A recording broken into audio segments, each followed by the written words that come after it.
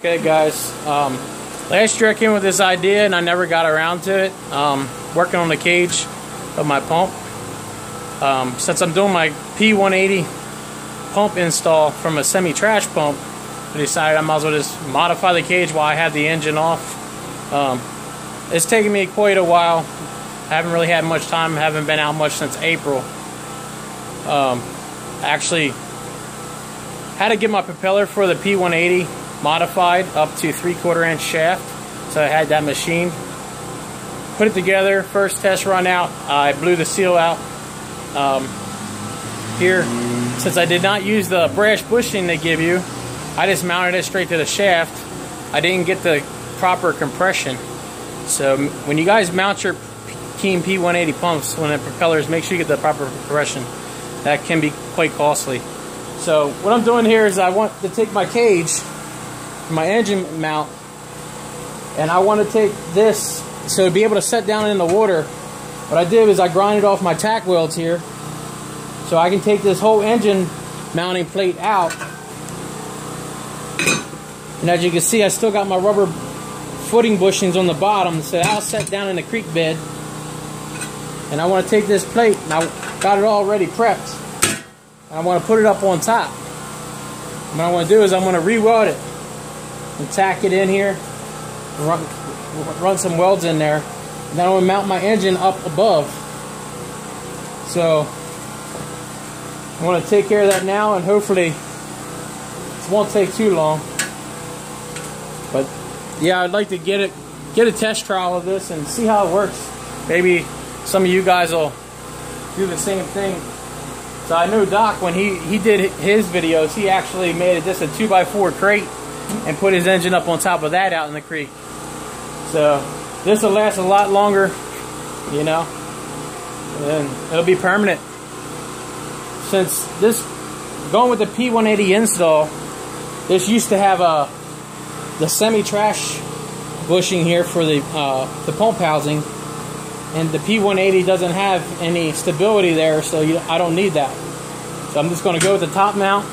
That gives me a foot, maybe a little bit more. I never really measured it, so we'll see how that works out. But I want to get this clamped up into place here and hopefully get a couple tack welds on it. We'll see how it goes. Bear with me.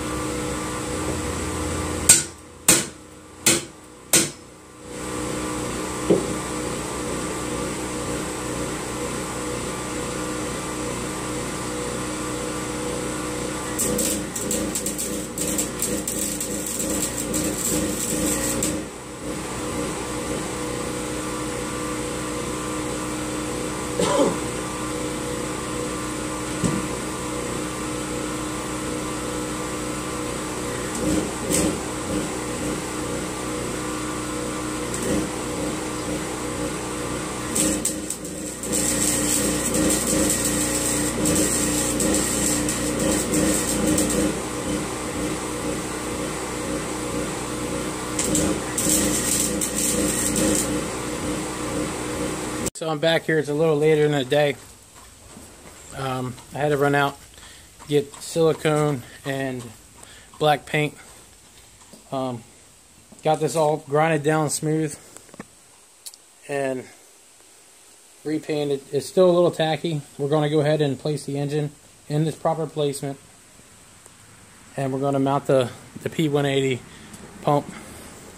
So let me get the camera situated here. It might take a second. Y'all see what I'm doing, hopefully. Yeah. Okay. So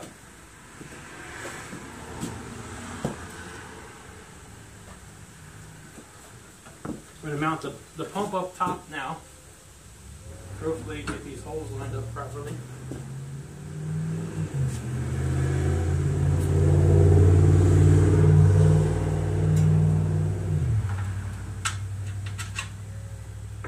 We got all of our hardware pre-greased. When you do this, make sure you use lock washers. The last thing you want is your hardware to just vibrate loosely in the middle of the stream.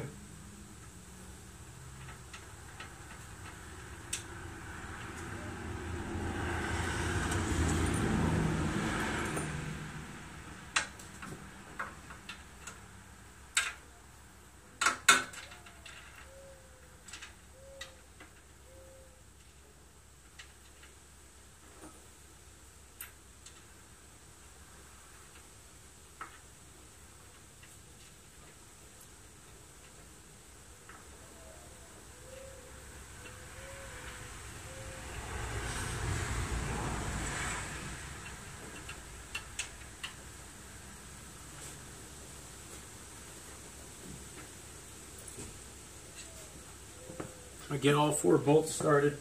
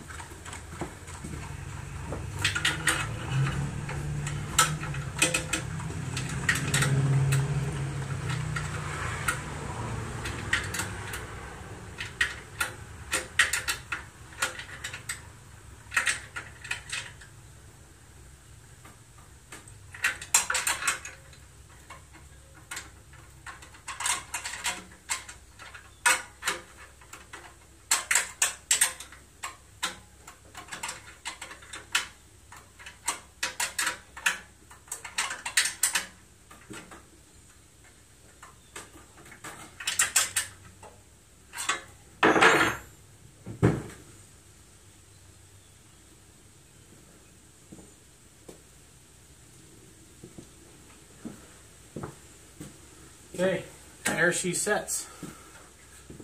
Try to fix this camera a little bit.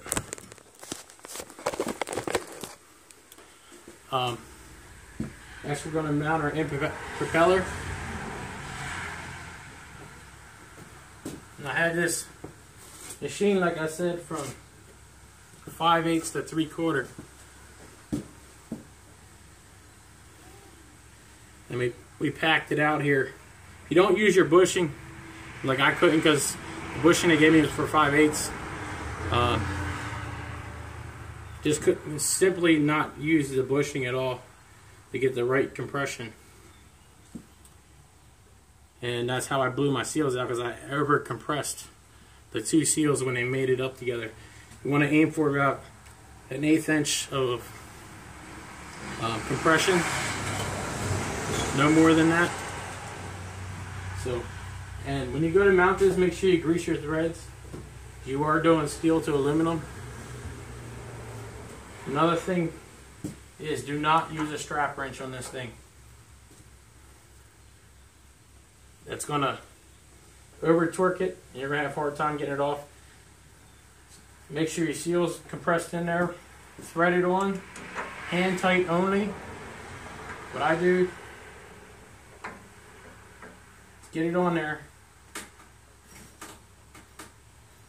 turn it in by hand, so I feel it get tight and it ain't going to move anymore, and it starts to turn the engine. I back it off, and I use both hands, about a 1/4 turn out from being tight. And I just give it a quick jerk, and that's torquing it by hand. No more than that. I can turn the engine both ways at that point.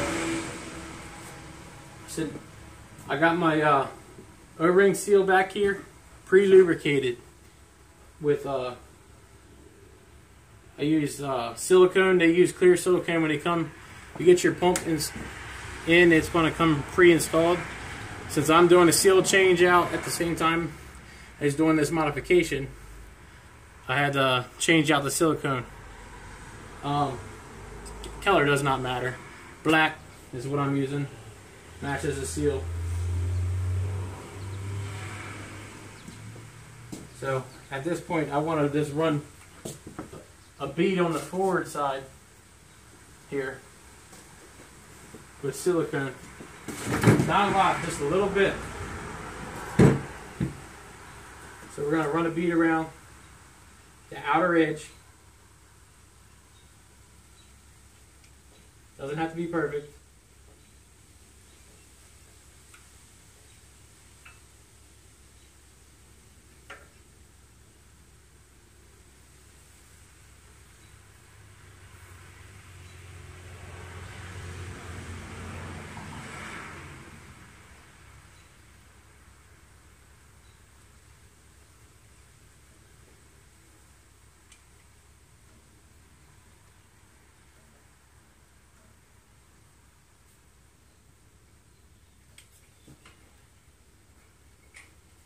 Just going to smooth it out here with my finger.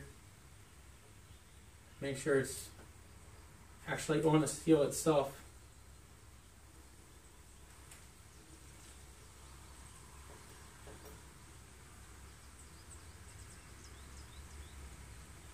Just going to put a little bit on the ears.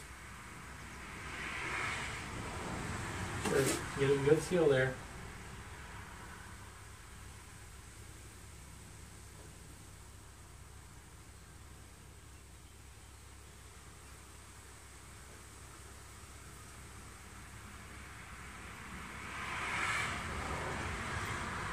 You want to stop as much of a leak as possible. You don't want to be tearing this thing apart constantly. You lose your compression as well. So, just going to do that on the outside. Let me go get a piece of paper towel real quick.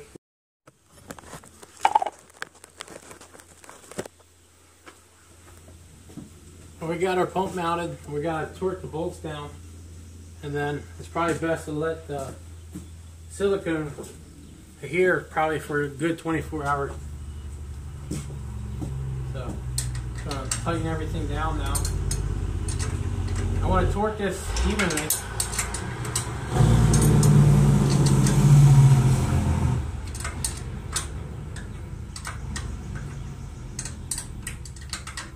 I'm going to stagger. I want to tighten this one down and then go to this side here, tighten this side down, and go back to the top. So crisscross. Make sure we get that seal compressed evenly.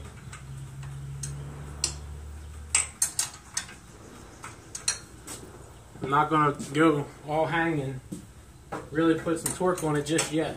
So we're going to go over this a couple times.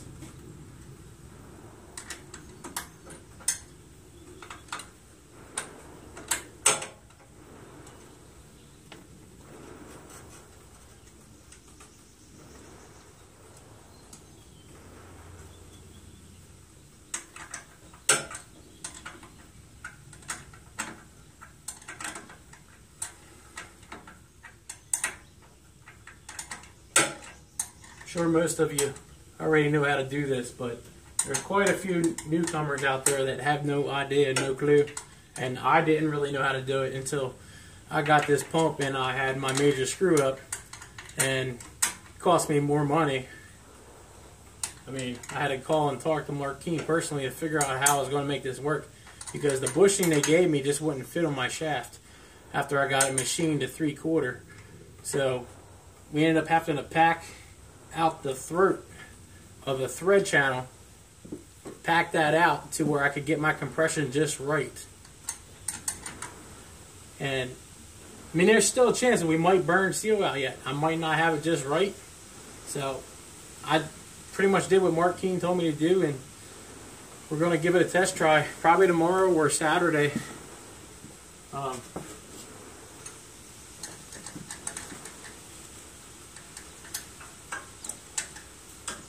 It's just life, you know. It's trial and error when you try to modify something yourself to make it work.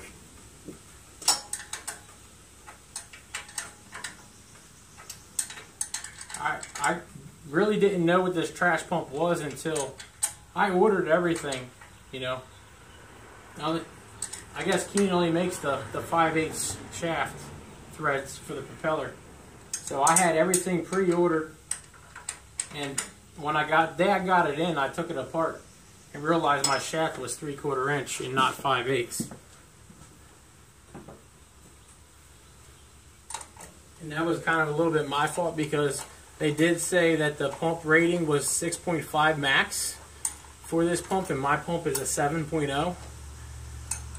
So that was kind of a little bit of my screw up there as well. But I was like, nah, I can't do much of a difference, but it was. So I got a heavier duty pump, and we're going to make this work.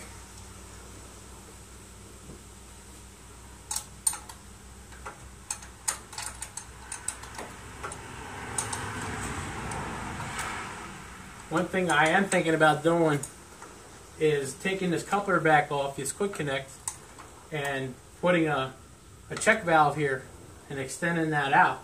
That way I can control my water flow. The more I reduce that water flow, which should increase my PSI. So we're going with 2 inch, and we're reducing that down to 1.5 inch already.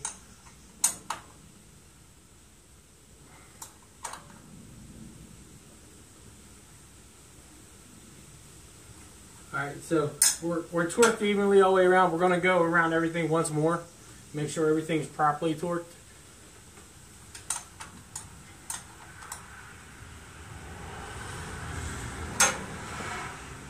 You're using some type of anti-seize or grease, whatever you have. So you don't really have to torque it too much, as long as you get that good tight seal.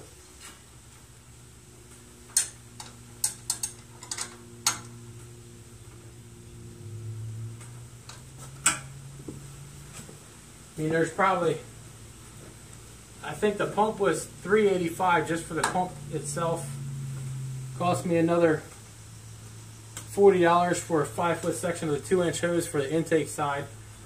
And I believe I bought this a couple of years ago as a 3-inch semi-trash pump for $200 off of eBay. So we're looking at, you know, what, $640 total altogether. And you go to on Keene's website and you buy the whole rig, you're looking at $1,200. So I just basically cut my price in half by doing this all myself. Oh, I forgot. So it actually cost me $100 to get that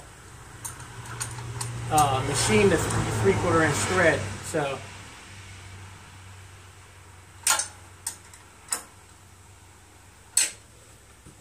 we're looking at, you know, $740 altogether. So we're gonna let this set up. Okay.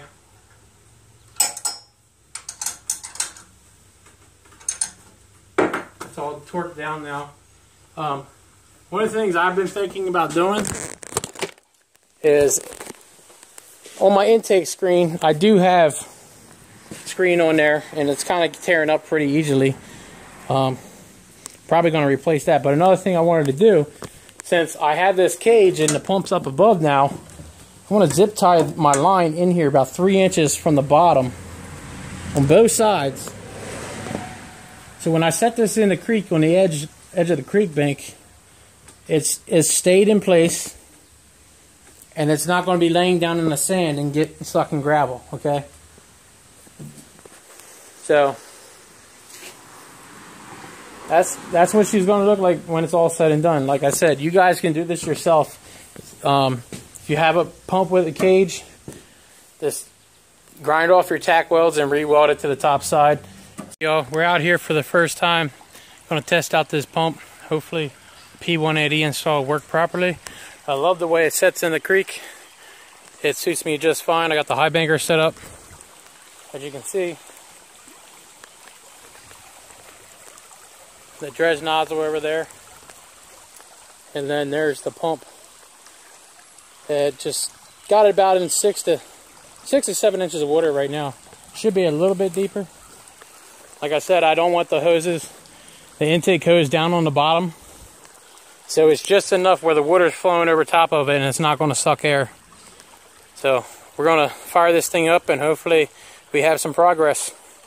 I'll get back with you later in a little bit.